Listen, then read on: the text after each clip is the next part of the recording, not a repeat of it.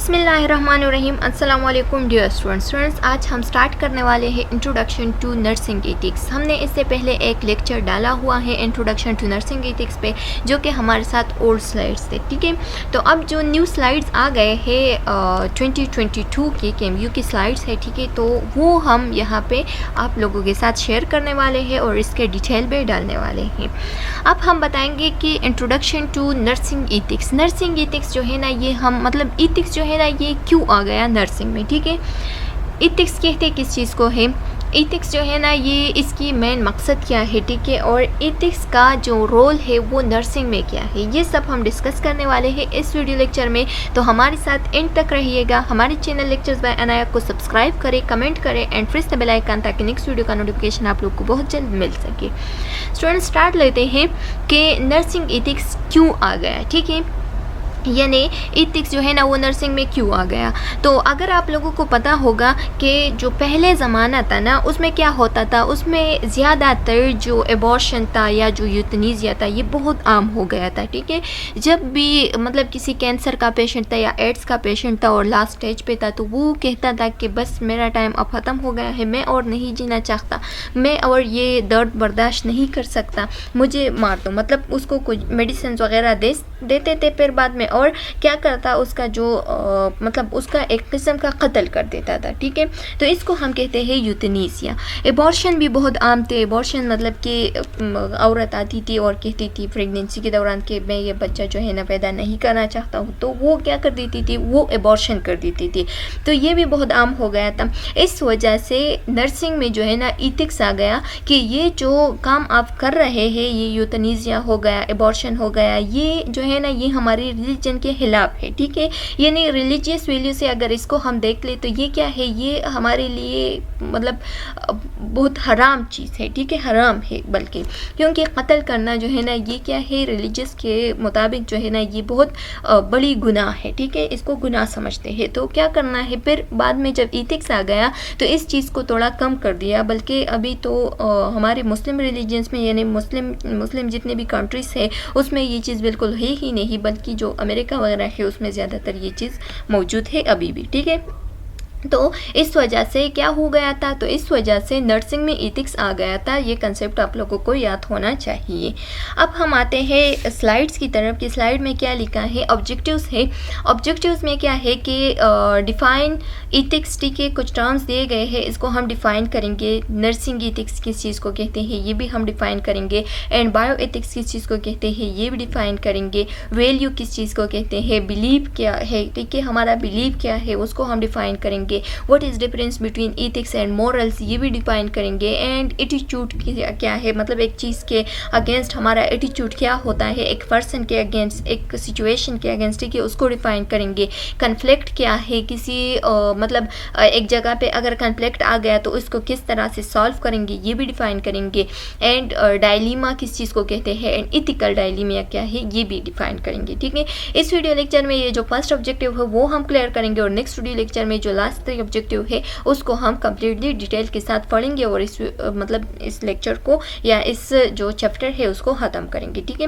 फिर उसके बाद हमारे साथ आता है discuss importance of ethics in nursing. Ethics की इम्पोर्टेंस क्या है नर्सिंग में। जिस तरह से हमने ये बात की कि यूथनीसिया और एबॉर्शन वगैरह हो रही थी, तो ये जो एथिक्स है ये क्यों आ गया नर्सिंग में, इस वजह से आया था, ठीक है। अब इसके इम्पोर्टेंस भी हो सकते हैं, उसको हम डिफाइन करेंगे, ठीक है। फिर उसके जो क्राइटेरिया है उस पर रिव्यू डालेंगे, यानी हमारे प्रोफेशन का जितना भी क्राइटेरिया है उस पर रिव्यू डालेंगे।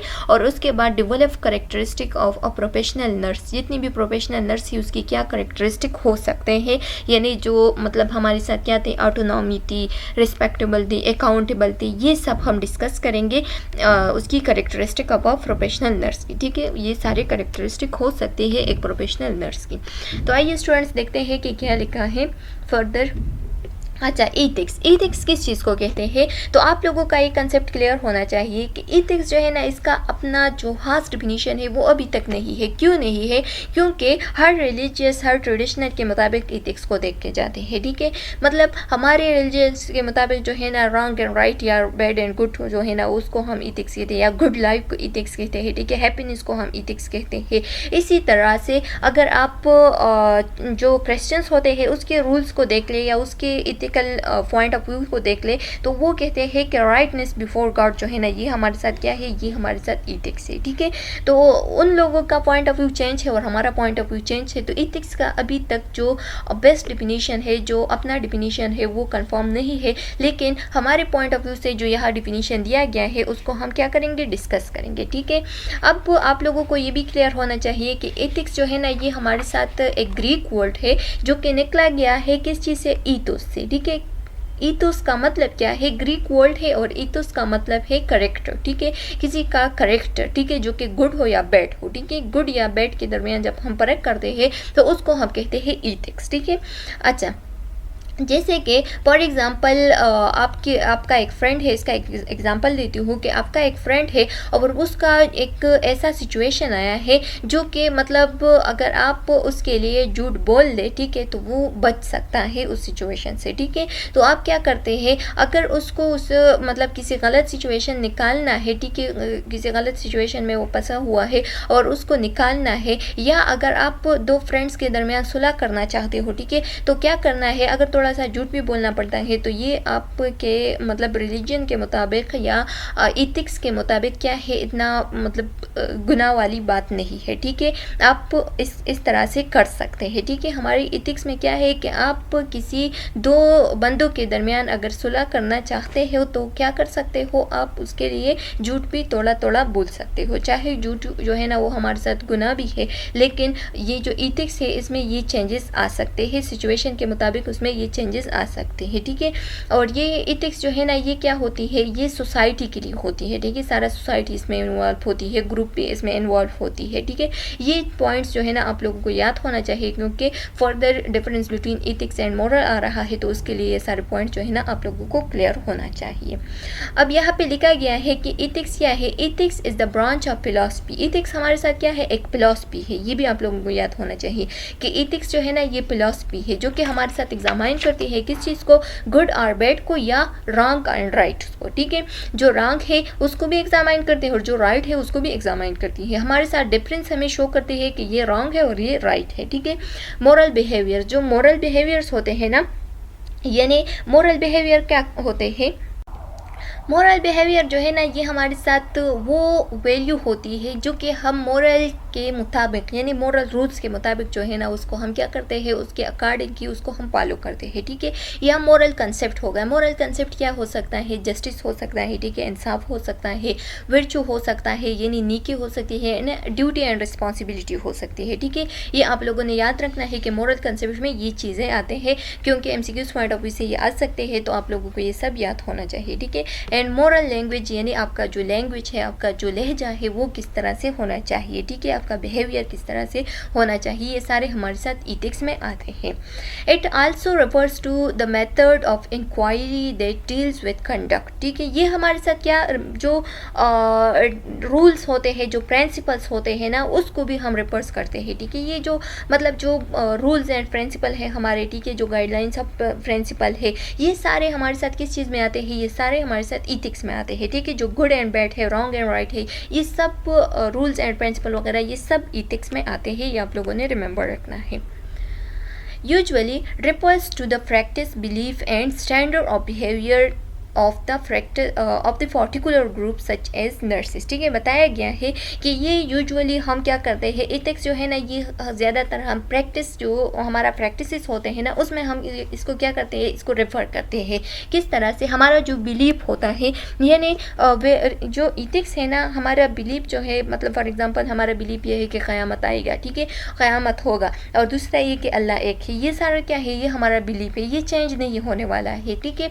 चाहे किसी के अकॉर्डिंग ये गलत भी हो, लेकिन हमारे अकॉर्डिंग ये बिल्कुल ट्रुथ है, सही है, और क्या है ये चेंज नहीं होने वाला है। तो इथिक्स जो है ना इसमें हम क्या करते हैं, इसमें हम फॉलो करते हैं इथिक्स को। एंड स्टैंडर्ड ऑफ बिहेवियर, और हमारा जो बिहेवियर है उसके मतलब इसके मुताबिक यानी जो हॉस्पिटल में हम जाते हैं, ठीक है, उस वहाँ पे जाके पेशेंट्स के साथ किस तरह से आपका बिहेव होना चाहिए, ठीक है, रिस्पेक्टेबल होना चाहिए, अकाउंटेबल होना चाहिए, ये सारे जो है ना ये किस चीज़ में आते हैं, इथिक्स में आते हैं, ठीक है।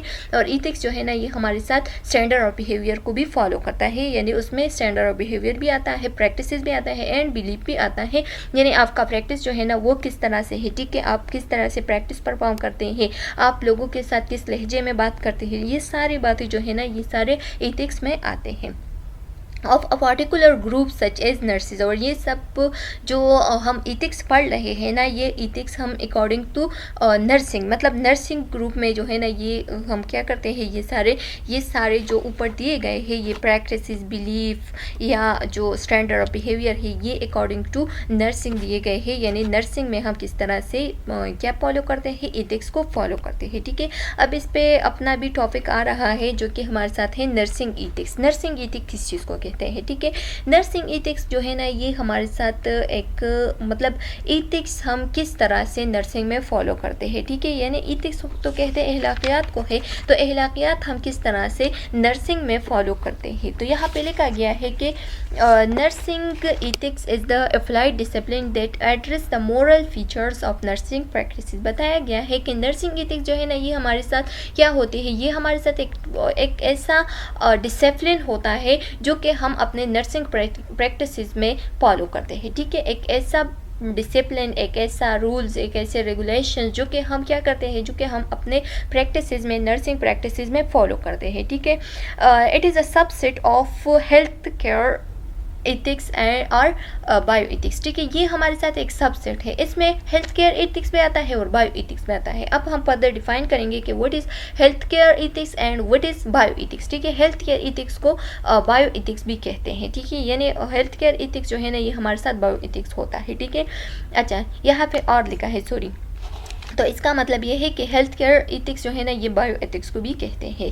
3 डायमेंशंस ऑफ नर्सिंग इथिक्स, ठीक है, हमारे साथ अब नर्सिंग इथिक्स के 3 डायमेंशन है जिसमें क्या क्या आते हैं। एक है prescribe ethical norms. Ethical norms किस चीज़ को कहते हैं, इथिकल नॉर्म्स मतलब ये कि provide guidance for all organisation for behaving good, ठीक है। हम क्या करते हैं, इथिकल नॉर्म्स जो है ना इसमें हमारे साथ ये आता है कि हम सारे ऑर्गेनाइजेशन को क्या प्रोवाइड करें, एक ऐसा गाइडेंस प्रोवाइड करें कि सब लोगों के साथ एक गुड बिहेव आपने परफॉर्म करना है, चाहे वो आपका प्रैक्टिशंस हो, ठीक है, चाहे वो आपका जो ग्रुप ऑफ मतलब हेल्थ केयर वर्कर्स हो या चाहे वो आपका पेशेंट हो, कि सब के साथ क्या करना है, आपने गुड बिहेव पैदा करना है, अपने गुड बिहेव जो है ना वो परफॉर्म करना है। दूसरा हमारे साथ आते हैं 3 डायमेंशन की हम बात करते हैं, तो फर्स्ट डायमेंशन ये हो गया। दूसरा डायमेंशन क्या है कि describe ethical aspects of nursing, ठीक है। दूसरा क्या है कि इथिकल एस्पेक्ट ऑफ नर्सिंग जो है ना वो अपने डिस्क्राइब करना है। इथिकल एस्पेक्ट्स जो है ना वो नर्सिंग में कौन कौन से हैं, तो जस्टिस है, ठीक है, बेनिफिसेंस है, ठीक है, ये आप लोगों को मैंने फर्स्ट चैप्टर में वो जो पहला लेक्चर है उसमें डिटेल के साथ मैंने डिस्कस किया है, वहाँ से आप लोग देख सकते हैं, चैनल की प्लेलिस्ट ऑफ इथिक्स में मौजूद है, वहाँ से आप लोग देख सकते हैं, ठीक है। और दूसरा ये कि हमारे साथ ऑटोनॉमी हो गया, ठीक है, ऑटोनॉमी जो कि खुद मुख्तियारी हो गए, ये भी हो सकते हैं। अच्छा, अकाउंटेबल होना, एक नर्स के लिए अकाउंटेबल होना, ये सारे क्या है, ये सारे इथिकल एस्पेक्ट में आते हैं। And the most important is non maleficence, ठीक है। नॉन मेडिफिसेंस जो है ना वो किस चीज़ को कहते हैं, जो कि हमारे साथ क्या है कि पेशेंट और कम्युनिटी को हमने सेफ्टी प्रोवाइड करना है एज अ केयर गिवर, ठीक है। एज अ केयर गिवर हमने क्या करना है, पेशेंट और कम्युनिटी को क्या प्रोवाइड करना है, केयर प्रोवाइड करना है, सेफ्टी प्रोवाइड करना है, ये सारे हमारे साथ इथिकल एस्पेक्ट्स में आते हैं, ठीक है। अच्छा, और जो लास्ट वन है 3 डायमेंशन में, तो वो क्या है कि जनरेट इथिकल गाइडेंस। अब इथिकल गाइडेंस में क्या आता है, यानी अपने आप में जो इथिकल बिहेवियर है ना वो पैदा करना, ठीक है, यानी इथिकल गाइडेंस, इथिकल बिहेवियर ये सब पैदा करना, ये हमारे साथ नर्सिंग इथिक्स में आते हैं जो कि 3 डायमेंशन पे मुश्तमिल है। अब बायो इथिक्स की बात करते हैं कि व्हाट इज़ बायो इथिक्स, ठीक है। तो बायो इथिक्स जो है ना स्टूडेंट्स, जिस तरह से हमने बताया कि नर्सिंग इथिक्स जो है ना वो किस तरह से आया है, ठीक है, यानी यूथनेसिया और एबॉर्शन की वजह से जो है ना नर्सिंग में इथिक्स आ गया, ठीक है। तो इसी तरह से अब बायो इथिक्स जो है ना वही बातों को डिस्कस करते हैं कि बायो इथिक्स में हमारे साथ क्या आता है। Bioethics is the study of ethical issue arising in relations to biological disciplines. बताया गया है कि ये हमारे साथ एक ऐसी इश्यूज़ होते हैं, एथिकल इश्यूज़ होते हैं जो कि हमारे साथ जो बायोलॉजिकल डिसिप्लिन है ना, यानी नर्सिंग में ये ज़्यादातर एराइज हो जाती है। ये जो पेशेंट्स आते हैं ना, उसमें ये ज़्यादातर ये इश्यूज़ जो है ना वो एराइज हो जाते हैं, और फिर हमारे लिए बहुत कॉम्प्लिकेशन वाली पॉइंट होती है कि हम ये काम परफॉर्म करें या नहीं, उसका इश्यूज़ जो है ना वो सॉल्व करें या नहीं। जैसे कि अगर एक पेशेंट है और वो चाहता है कि मतलब मैं यूथनीसिया चाहता हूँ। यूथनीसिया का मतलब ये है कि वो मतलब last stage of the cancer में है या लास्ट स्टेज ऑफ एड्स में है, ठीक है, और वो अब फर्दर जो है ना उसमें ये एबिलिटी नहीं है कि वो फाइट कर सके उस डिजीज़ के साथ, और वो चाहता है कि बस मैं अब आराम के साथ मरना चाहता हूँ, ठीक है।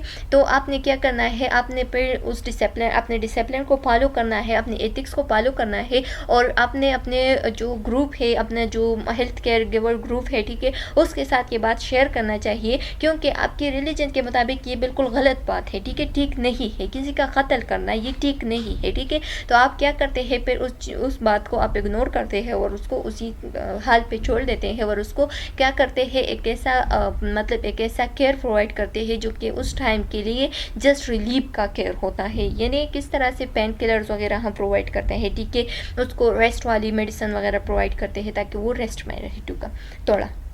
अच्छा, while focusing to a considerable extent on healthcare, it has also been taken to include environmental issues। और इसमें मतलब health care issues भी आते हैं और इसके साथ साथ उसमें environmental issues भी आते हैं। जिस तरह से हमारे साथ environmental issues ये जो मतलब environment के issues हो गए, जिस तरह से झगड़े वगैरह हो गए, ठीक है, उसको हम किस तरह से सॉल्व करते हैं, ठीक है। अब वो वैल्यू किस, तो स्टूडेंट्स आते हैं वैल्यूज़ की तरफ। वैल्यूज़ जो है ना ये किस चीज़ को हम कहते हैं, हमारे जो अपना बिलीफ होता है कि हम किसी चीज़ को ज़्यादा वैल्यूज़ देते हैं, ज़्यादा इंपॉर्टेंस देते हैं, ठीक है, चाहे वो इंसान हो, चाहे वो काम हो, चाहे वो थिंक हो, ठीक है, किसी भी चीज़ को हम ज़्यादा इंपॉर्टेंस देते हैं तो इसको हम वैल्यू कहते हैं, ठीक है। किसी चीज़ को हम कम वैल्यू देते हैं यानी कम इंपॉर्टेंस देते हैं तो उसकी कम वैल्यू होती है, और जो चीज़ हमारे बेस पे ज़्यादा इंपॉर्टेंट होता है तो उसकी वैल्यू भी ज़्यादा होती है, ठीक है। तो इसको हम क्या कहते हैं, वैल्यू कहते हैं। अब एथिक्स में वैल्यू की क्या बात की गई है कि in ethics value denotes the degree of importance of some things or action, ठीक है। वही बात है कि जो एथिक्स में वैल्यू की बात की गई है तो वो वही है कि किसी चीज़ की इम्पोर्टेंस कितनी है हमारे मुताबिक, चाहे वो चीज़ हो चाहे वो एक्शन हो, तो उसको हम क्या कहते हैं, उसको हम वैल्यू कहते हैं, ठीक है। With the aim of determining what action are best to do, ठीक है। और उसके मुताबिक जो है ना मतलब हमारा ये एम होता है कि ये चीज़ जो है ना इसको हम इसलिए ये ज़्यादा वैल्यू देता है क्योंकि ये जो है ना बेस्ट टू डू है, ठीक है। Or what way is best to life, ठीक है, या हमारे लिए जीने की जो बेस्ट वे है वो हम मतलब वो उसकी कितनी वैल्यू है हमारे मुताबिक, ठीक है। ये सब जो है ना ये सब किस चीज़ में आते हैं, ये सब जो है ना वैल्यूज़ में आते हैं, ठीक है। Or to describe the significance of different action, ठीक है, या हम क्या करते हैं, या हम वो सिग्निफिकेंस जो होते हैं जो कि डिफरेंट एक्शन के मुताबिक जो सिग्निफिकेंस होते हैं उसको हम किस तरह से डिस्क्राइब करते हैं, ये सारे हमारे साथ, यानी किसी चीज़ का इंपॉर्टेंस जो है ना ये हमारे साथ वैल्यू हो गई, ठीक है। ये आप लोगों ने रिमेंबर रखना है। अच्छा, the value is a personal believe about the worth you hold for an idea, a custom or an object, ठीक है। वैल्यू क्या है, वैल्यू जो है ना ये एक इंसान की अपनी पर्सनल बिलीफ होती है। किस तरह से पर्सनल बिलीफ होती है, यानी किसी चीज़ को आपने क्या किया है, होल्ड रखा है कि बस इस चीज़ की यही वैल्यू है, ठीक है, यानी उसके लिए आपने ज़्यादा इंपॉर्टेंस दी गई है, ठीक है। और चाहे वो इंसान हो, चाहे वो आइडिया हो, चाहे वो कस्टम हो, ठीक है, चाहे वो राय हो, जो भी हो वो उसके लिए आप क्या करते हैं, उसके लिए आप चाहे वो किसी की मर्ज़ी हो, ठीक है, उसके लिए आप क्या करते हैं, अपनी मर्ज़ी के मुताबिक उसके लिए उस ऑब्जेक्ट के लिए क्या करते हैं, एक वैल्यू को होल्ड करते हैं, ठीक है, यानी एक वैल्यू जो है ना वो देते हैं। I value freedom for of speech, ठीक है। मैं यहाँ पे एग्जांपल दी गई है कि मैं जो है ना मैं किस चीज़ को वैल्यू देती हूँ कि मतलब फ्रीडम ऑफ स्पीच जो है ना उसको मैं वैल्यू देती हूँ, यानी हर किसी का हक है कि वो अपने बारे में अपने हक के लिए बोले, ठीक है, मैं इस चीज़ को वैल्यू देती हूँ। आई वैल्यू माई फैमिली, या मैं अपने फैमिली को ज़्यादा वैल्यू देती हूँ, ठीक है। ये हमारे साथ क्या है, वैल्यू की इम्पॉर्टेंस ऑफ थिंग या चीज़ या पर्सन जो है ना इसको हम क्या कहते हैं, वैल्यू कहते हैं। नेक्स्ट हमारे साथ है बिलीव। स्टूडेंट्स हमने वैल्यू की बात की, तो वैल्यू में एक लफ्ज़ आया कि हमारा बिलीव होता है, ठीक है, यानी वहाँ पे बिलीव की बात की गई हमने, ठीक है, कि the value of a person believe about the worth you hold, ठीक है, फॉर एन आइडिया और कस्टम आर एन ऑब्जेक्ट, ये सब क्या है, ये सब हमारे साथ वैल्यू की डिफिनेशन है, ठीक है। तो अब बिलीव किस चीज़ को कहते हैं? बिलीव जो है ना, ये क्या होती है, ये एक ओपिनियन होती है। ओपिनियन मतलब कि ये एक राय होती है, इंटरप्रिटेशन होती है, किसी चीज़ की तशरीह होती है, ठीक है, या कंक्लूजन होती है, ठीक है, किसी चीज़ की ओपिनियन, ठीक है। बिलीव क्या है, ये हमारे साथ एक ओपिनियन है, इंटरप्रिटेशन है या कंक्लूजन है, ठीक है, that people accept as true, जो कि लोग जो है ना वो उसको ट्रू मानते हैं, चाहे वो ट्रू ना भी हो, लेकिन वो क्या मानते हैं, उस चीज़ को ट्रू मानते हैं। फॉर एग्जांपल यहाँ पे एक एग्जांपल दी गई है कि I believe if I study hard, अगर मेरा ये बिलीव है कि अगर मैंने स्टडी हार्ड की, ज़्यादा काम किया, ज़्यादा वर्क किया, ठीक है, अपना स्टडी जो है ना वो हार्ड की, तो क्या होगा, I will get a good grade, ठीक है, तो मैं क्या करूँगी, मैं एक गुड ग्रेड जो है ना उसके साथ मेरा रिजल्ट आएगा, ठीक है।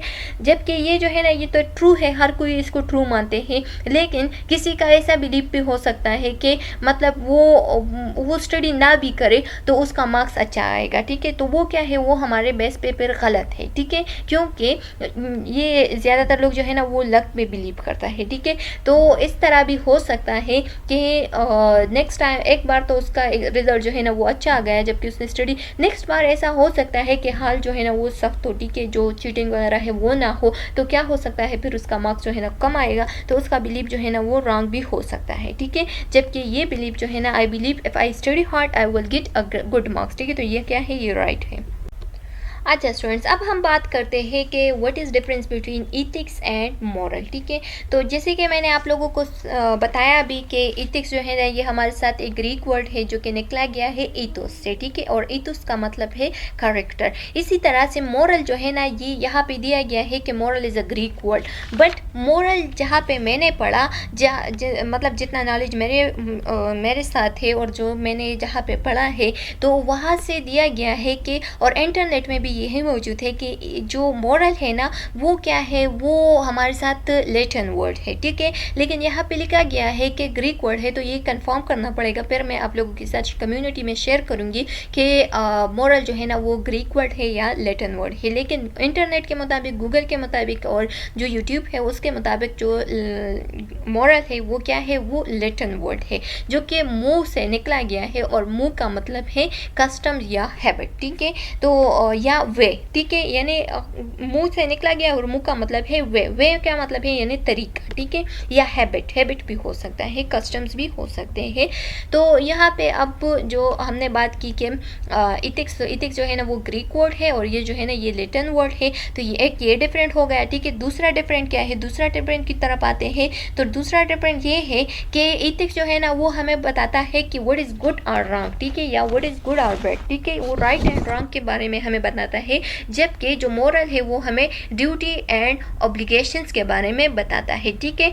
अच्छा, और ये जो इथिक्स है ये बिलीव, मतलब ये सिचुएशन के मुताबिक चेंज भी हो सकते हैं, जबकि मॉरल जो है ना वो हमेशा वही रहते हैं, जो रूल्स एंड रेगुलेशन होता है ना वो हमेशा सेम रहते हैं, वो चेंज नहीं होते। जैसे कि हमने एक फ्रेंड की स्टोरी बताई, आप लोगों के साथ शेयर किया कि चाहे अगर हम दो लोगों के दरमियान सुलह करते हैं तो क्या करते हैं, उसके लिए अगर थोड़ा झूठ भी पढ़ना पड़ता है तो हम क्या करते हैं, थोड़ा झूठ बोलते हैं, ठीक है। लेकिन मोरल के मुताबिक झूठ बोलना जो है ना वो गलत है, चाहे आप सुलह करते हो, चाहे आप एक नेक काम करते हो, लेकिन मोरल के मुताबिक वो चीज़ जो है ना वो गलत है। झूठ को झूठ ही कहते हैं, वो कहते हैं कि ये चीज़ गलत है, बिल्कुल गलत है, वो अपने आप में चेंजेस नहीं लाते सिचुएशन के मुताबिक, जबकि इथिक्स जो है ना वो सिचुएशन के मुताबिक अपने आप में क्या लाते हैं, चेंजेस लाते हैं, ठीक है। तो ये तीसरा डिफरेंस हो गया। चौथा डिफरेंस ये है कि जो इथिक्स होते हैं ना वो सोसाइटी और ग्रुप्स के दरमियान होता है, मतलब वो उसमें सारे लोग शामिल होते हैं, लेकिन मोरल जो है ना वो पर्सनल, ह्यूमन में पर्सनली होता है, ठीक है। ये जो मोरल है ये ह्यूमन में पर्सनल होता है, ठीक है।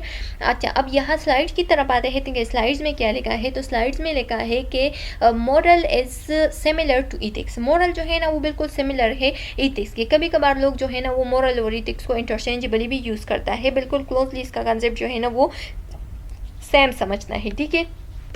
लेकिन moral are based on religious belief, क्यों, लेकिन यहाँ पे क्या कहता है कि मॉरल जो है ना वो रिलीजियस बिलीफ के बेस पे क्या हुआ है, बना हुआ है, ठीक है। एंड सोशल इन्फ्लुएंस और ग्रुप एंड नॉर्म्स, और सोशल इन्फ्लुएंस या ग्रुप एंड नॉर्म्स जो है ना वो इसमें शामिल है, ठीक है। अच्छा, जबकि जो मॉरल है वो किस चीज़ से डराइव हो गया है, स्टूडेंट्स हमने पढ़ा कि जो मॉरल है ना वो किस चीज़ से निकला है, वो निकला है मुंह से, और ये जो है ना इसमें हमारे साथ ह्यूमन जो पर्सनल राय है वो मौजूद होता है। जबकि स्लाइड में क्या लिखा है कि यहाँ पे लिखा गया है कि ये जो मतलब ये जो मॉरल्स है ये रिलीजियस बेस पे बना हुआ होता है, ठीक है। और दूसरा ये कि ये सोशल और ग्रुप को अपने आप में इन्वॉल्व करते हैं, तो ये चीज़ भी कंफर्म करना पड़ेगा कि ये या ठीक है कि नहीं, ठीक है। और दूसरा ये कि ये ग्रीक वर्ड है कि नहीं, ये भी कंफर्म करना पड़ेगा।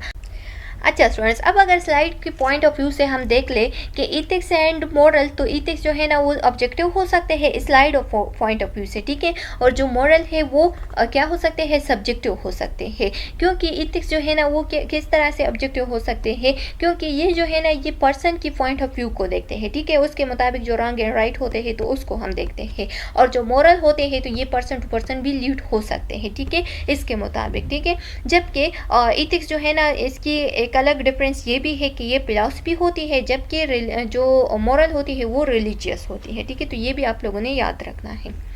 अब एटीट्यूड की तरफ आते हैं, तो व्हाट इज़ एटीट्यूड। एटीट्यूड जो है ना वो हमारी अपनी फीलिंग्स होते हैं अकॉर्डिंग टू या towards the person object or idea, ठीक है। ये आइडिया भी हो सकती है, उसके मुताबिक भी फीलिंग्स हो सकते हैं, ऑब्जेक्ट के मुताबिक भी फीलिंग्स हो सकते हैं, और पर्सन के मुताबिक भी फीलिंग्स हो सकते हैं, ठीक है। यहाँ पे क्या लिखा है कि एटीट्यूड इज मेंटल पोजिशन और feeling toward a person object or idea, compassion, acceptance such as some clients may feel strongly about their needs and privacy, whereas other may dismiss it as unimportant, ठीक है। बताया गया है कि attitude क्या है students. Attitude जो है ना स्लाइड्स के मुताबिक कि एटीट्यूड जो है ना वो हमारी अपनी मेंटल पोजीशन जो होती है या हमारी फीलिंग जो होती है किसी पर्सन के मुताबिक या किसी टूवर्ड किसी ऑब्जेक्ट, ठीक है, या टूवर्ड किसी आइडिया जिसको हम किस तरह से फील करते हैं, तो उसको हम क्या कहते हैं, उसको हम कहते हैं एटीट्यूड, ठीक है। कंपेशन किस चीज़ को कहते हैं, कंपेशन मतलब कि हमदर्दी, ठीक है। एंड एक्सेप्टेंस उस चीज़ को आप एक्सेप्ट करते हो या रिजेक्ट करते हो,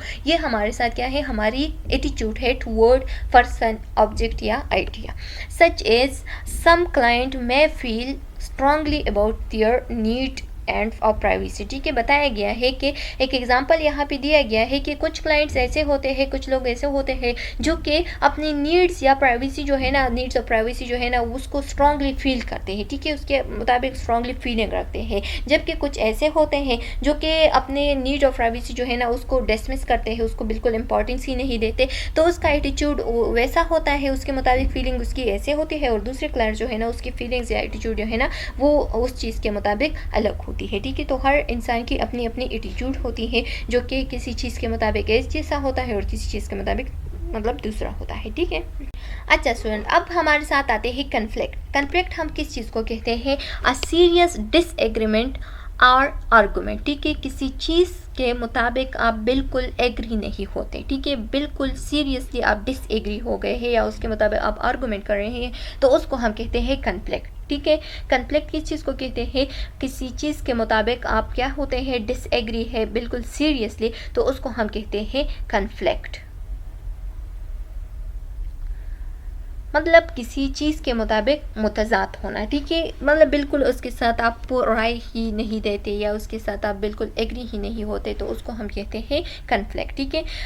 इनकम्पैटिबिलिटी और क्लैश, ठीक है। इनकम्पैटिबिलिटी मतलब गैर मुताबिकत पजीर या क्लैश भी वही चीज़ है कि मतलब क्लैशेस पैदा होना, ठीक है, झगड़ा वगैरह पैदा होना, एक दूसरे के राय के साथ एग्री नहीं होना, तो ये हमारे साथ कन्फ्लिक्ट में आते हैं। A conflict is a clash of interest. Clash of interest का क्या मतलब है, यानी आप किसी चीज़ में बिल्कुल इंटरेस्ट ही नहीं होते, ठीक है, उस चीज़ में आपका बिल्कुल इंटरेस्ट ही नहीं है, तो इस चीज़ को हम क्या कहते हैं, कन्फ्लिक्ट कहते हैं। चाहे वो ओपिनियन हो, ठीक है, चाहे वो किसी की राय हो, और इवन प्रिंसिपल या कोई रूल्स हो, ठीक है, आप बिल्कुल उस रूल्स को फॉलो ही नहीं करते, तो उसको हम क्या कहते हैं, उसको हम कहते हैं कन्फ्लिक्ट। यानी फॉर एग्जांपल इसका एक एग्जांपल देते हैं कि आप कहीं जा रहे हैं, ठीक है, आप चाहते हैं कि मैं यहाँ पे टूर पे चली जाऊँ, ठीक है, स्कूल के साथ टूर पे चली जाऊँ, और आपकी अम्मी जो है ना वो आपको मना कर रही है, ठीक है, और आपको कहते हैं कि आपने बिल्कुल जाना ही नहीं है। तो आप दोनों के दरमियान आप कहते हैं कि मैंने जाना है और आप अम्मी कह रही है कि आपने नहीं जाना है, तो अब आप अम्मी और आपके दरमियान क्या हो गया, एक कन्फ्लिक्ट पैदा हो गया, एक ऐसा मुतज़ाद पैदा हो गया जो कि दोनों एक दूसरे के खिलाफ है, ठीक है। तो इसको हम क्या कहते हैं, इसको हम कहते हैं conflict. Conflict will always be found in society, ये हमेशा सोसाइटी में होगा, ठीक है। दूसरा है कि as the basis of conflict में वेरी, ठीक है। और फिर क्या हो सकता है कि कन्फ्लिक्ट जो है ना वो हर इंसान के डिफरेंट भी हो सकते हैं। जिस तरह से हमारे साथ कन्फ्लिक्ट के बहुत सारे टाइप्स है, तो उस टाइप्स की बात करते हैं कि स्लाइड्स में नहीं दिए गए हैं, लेकिन टाइप्स की बात करते हैं कि कन्फ्लिक्ट्स के क्या क्या टाइप्स हो सकते हैं, ठीक है। अच्छा, इंट्रापर्सनल कन्फ्लिक्ट हो सकता है, ठीक है। इंट्रापर्सनल कन्फ्लिक्ट जो है ना ये एक टाइप ऑफ कन्फ्लिक्ट है जो कि खुद के साथ लड़ाई होती है। खुद के साथ अब किस तरह से लड़ाई होती है, आप जो है ना आप चाहते हैं कि मतलब फॉर एग्जांपल एक लड़का है, जवान है, ठीक है, और जो जवानी में ज़्यादातर लड़की जो है ना वो क्या करते हैं, सिगरेट नोशी स्टार्ट करते हैं, ठीक है, जो कि उसके हेल्थ के लिए बहुत क्या है, बहुत जहरीली है। तो उसके फैमिली उसे मना करते हैं कि आपने सिगरेट नहीं पीना है, ठीक है, और वो इंसान जो है ना वो खुद भी चाहता है कि मैं सिगरेट ना पीऊँ, क्योंकि वो जो है ना वो सिगरेट जो है ना वो उसके हेल्थ के लिए बहुत जहरीली है, ठीक है। तो वो क्या करता है, अब वो उस इंसान का दिमाग जो है ना वो कहता है कि सिगरेट पी लो, जबकि उसका दिल कहता है कि सिगरेट पी लो, दिमाग कहता है कि सिगरेट ना पी लो, ठीक है। तो उसके दरमियान अब इंटरपर्सनल यानी खुद के साथ अब एक लड़ाई शुरू है कि वो कहता है कि मैं पी लूँ या नहीं पी लूँ, ठीक है, क्योंकि उसका दिमाग कहता है कि ये आपके हेल्थ के लिए बिल्कुल भी ठीक नहीं है, आपने नहीं पीना है, जबकि दिल कहता है कि मतलब एक ख्वाहिश पूरी कर लो और सिगरेट को पी लो, ठीक है। तो ये क्या है, ये उसके दरमियान अब एक कन्फ्लिक्ट है। तो इसको हम कहते हैं खुद के साथ लड़ाई करना या इंटरपर्सनल कन्फ्लिक्ट, ठीक है। अब दूसरा हमारे साथ क्या है, गोल कन्फ्लिक्ट है। गोल कन्फ्लिक्ट का क्या मतलब है, फॉर एग्जाम्पल आपका गोल है कि आप स्टडी करेंगे और हार्ड स्टडी करेंगे और आप क्या हासिल करेंगे, अपना गोल जो है ना वो हासिल करेंगे, ठीक है। तो फॉर एग्जाम्पल आपका क्या है, आपका एग्ज़ाम चल रहा है और आपका दोस्त आता है और आपको कहता है कि चलो सिनेमा चलते हैं फ़िल्म देखने के लिए, ठीक है। तो आप क्या करते हैं, आप कहते हैं कि नहीं, मैंने फ़िल्म नहीं देखना है, मैंने मूवी नहीं देखना है, क्योंकि मेरा एग्ज़ाम चल रहा है, ठीक है। तो अब आपके दरमियान, आपके फ्रेंड और आपके दरमियान एक कन्फ्लिक्ट क्रिएट हो गया, क्योंकि वो आपके साथ कहता है कि नहीं बस चलो, और वो आपको मतलब उस मूवी के मुताबिक बहुत सारे बातें बताता है, ऐसे बातें जो कि आपको कन्विंस करता है कि चलो मेरे साथ और क्या करो, मतलब उस मूवी को देखो, ठीक है। जबकि आपका जो गोल है उस पे आप फोकस करते हैं और कहते हैं कि नहीं, मैंने एग्ज़ाम के लिए काम करना है, स्टडी करना है, हार्ड वर्किंग करना है ताकि मैं टॉप करूँ एग्ज़ाम को, ठीक है। तो फिर आपके गोल के मुताबिक ये कन्फ्लिक्ट जो है ना वो प्रोड्यूस्ड हो गया, ठीक है। अब रोल कन्फ्लिक्ट तीसरा जो है ना वो रोल कन्फ्लिक्ट होता है। रोल कन्फ्लिक्ट क्या होता है, रोल कन्फ्लिक्ट का मतलब ये है कि एक इंसान पे बहुत ज़्यादा काम देना, जो कि एक काम करता है, उसका रोल जो है ना वो एक काम के लिए होता है, और वो आप जो है ना उसको बिठाते हैं और बहुत सारे काम देते हैं और कहते हैं कि नहीं, आपने क्या करना है, आपने ये सारे जो मतलब ये सारे काम है, ये सारे आपने करना है। तो उसका रोल जो है ना उसमें एक कन्फ्लिक्ट प्रोड्यूस होता है। किस तरह से, इस तरह से एक कन्फ्लिक्ट प्रोड्यूस होता है कि वो मतलब उसका रोल होता है, फॉर एग्जांपल एक स्कूल में एक टीचर होता है, ठीक है, और टीचर का रोल होता है टीचिंग करना, ठीक है, और आप उस पर एक अदर रोल भी डालते हैं कि आपने क्या करना है, आपने एडमिनिस्ट्रेशन को भी संभालना है, ठीक है। तो उसका रोल जो है ना वो अब डबल हो गया, तो उसके दरमियान अब एक कन्फ्लिक्ट पैदा हो गया। वो नहीं कर सकता, वो कहता है कि नहीं, मैंने जस्ट अपना काम ही करना है, दूसरा काम मैं नहीं कर सकता, तो ये एक कन्फ्लिक्ट हो गया, ठीक है। इसको हम कहते हैं रोल कन्फ्लिक्ट। इसी तरह से अदर टाइप है इंटरपर्सनल कन्फ्लिक्ट, ठीक है, यानी कंपनी के मालिक जो है ना वो आपको एक काम देता है और आपको कहता है कि ये जो काम आपने किया ये बिल्कुल ठीक नहीं किया, आप मेरे मुताबिक ये काम को चेंज कर दे। तो और आप कहते हैं कि नहीं, ये मेरे मुताबिक ठीक है, आपके मुताबिक चाहे गलत हो या ठीक हो, ठीक है।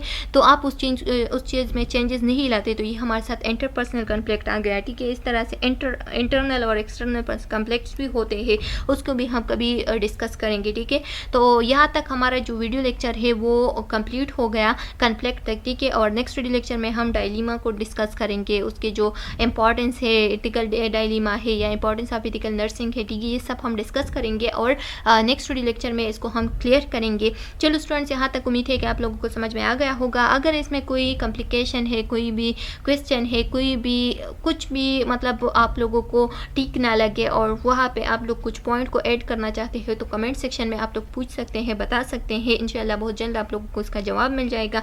नेक्स्ट वीडियो में मिलते हैं तब तक के लिए अल्लाह हाफ़िज़।